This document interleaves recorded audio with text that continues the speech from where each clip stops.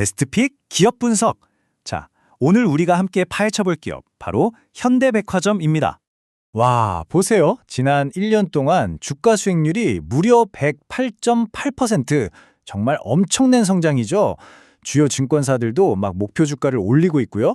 다 좋아 보이는데, 근데 여기에 좀 이상한 점이 하나 있습니다. 아니, 이렇게 주가는 잘 나가는데 왜 하필 가장 최근에 나온 4분기 실적은 시장 기대를 밑돌았을까요?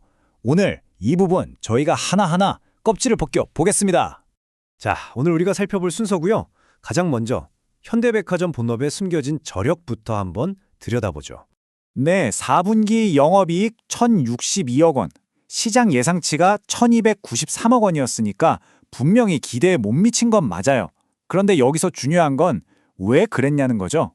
알고 보니까 VIP 고객을 위한 비용이나 직원들 성과급 같은 딱 한 번만 나가는 일회성 비용이 약 120억 원 정도가 있었던 거예요. 그러니까 이걸 싹 걷어내고 보면요, 실제로는 시장 기대를 훌쩍 뛰어넘는 아주 탄탄한 실적을 보여준 겁니다. 그리고 바로 이 숫자가 그 증거입니다. 백화점 기존점 성장률이 무려 플러스 8%. 이게 어느 정도냐면요, 다른 경쟁사들과 비교하면 그냥 압도적이다라고 말할 수 있는 수준이에요. 정말 대단하죠? 그러니까 지금 구조가 딱 이렇습니다. 백화점이라는 아주 든든한 현금 창출원이 버텨주고 있고, 골칫거리였던 면세점이 드디어 흑자로 돌아섰고요. 대신 지누스라는 자회사가 잠깐 발목을 잡고 있는 형국인 거죠. 자, 여기까지의 분석이 이거 좀 흥미로운데 싶으시다면 지금 바로 구독과 좋아요 한 번씩 꾹 눌러주시면 정말 큰 힘이 됩니다. 자, 그럼 이제 자회사들 얘기를 좀 더 자세히 해볼게요. 정말 분위기가 완전히 다릅니다.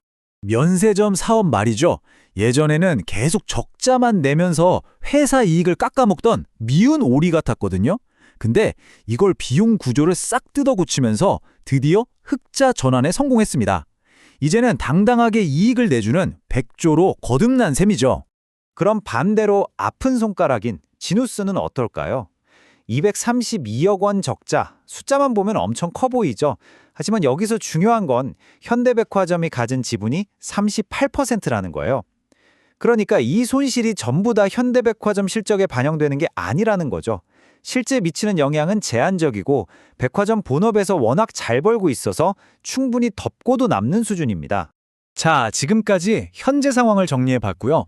그럼 앞으로 현대백화점을 더 끌어올릴 성장 동력은 뭘까요?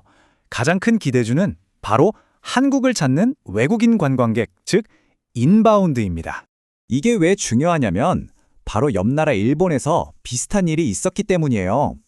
과거 일본에 외국인 관광객이 몰려들면서 일본 백화점 주가들이 엄청나게 재평가받는 말 그대로 리레이팅을 경험했거든요.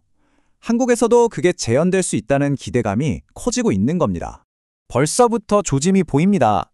더현대서울 같은 경우는 외국인 매출이 매달 30% 넘게 쑥쑥 크고 있고요. 여기에 최근에 따는 공항 면세점 사업권으로 면세점 경쟁력은 더 강해졌죠. 그리고 2026년 초쯤에는 지누스까지 턴어라운드 할 걸로 기대되니까 이 세 가지가 합쳐지면 정말 강력한 성장 동력이 될 겁니다. 자, 그런데요, 실적이나 성장성 말고도 투자자 입장에서 정말 솔깃한 이야기가 또 있습니다.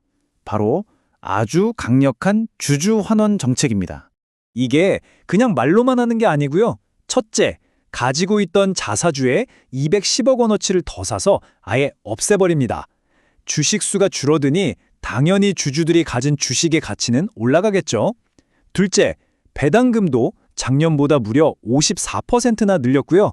마지막으로 이제 중간 배당까지 하겠다고 합니다. 이건 정말 꾸준히 주주들에게 이익을 돌려주겠다는 강력한 신호죠. 자, 그럼 이제 최종 정리를 해보겠습니다. 현대백화점은 본업이 그 어느 때보다 탄탄하고요. 여기에 강력한 주주 환원이라는 든든한 안전판까지 장착한 셈입니다. 그래서 핵심 투자 포인트는 바로 이겁니다. 리레이팅 가능성. 이제 시장이 현대백화점을 그냥 국내용 백화점이 아니라 외국인 관광객 증가에 가장 큰 혜택을 볼 기업으로 다시 보기 시작했다는 거죠. 물론 리스크도 꼭 체크해야 합니다. 혹시라도 지누스의 회복이 생각보다 더 더뎌질 수 있고요. 또 국내 소비 심리가 갑자기 얼어붙거나 환율이 크게 흔들리는 것도 변수가 될 수 있습니다. 그래서 마지막으로 이런 질문을 던져볼 수 있겠습니다. 과연 이 기업의 진짜 가치는 탄탄한 본업과 주주환원 정책에 있는 걸까요? 아니면 아직 시장은 자회사의 일시적인 부진이라는 그림자에 가려져서 이 가치를 제대로 보지 못하고 있는 걸까요? 네, 오늘 준비한 내용은 여기까지입니다. 본 자료는 투자를 권유하는 것이 아닌 참고용 정보이며 모든 투자의 최종 판단과 책임은 투자자 본인에게 있다는 점 꼭 기억해 주시기 바랍니다. 시청해 주셔서 정말 감사합니다.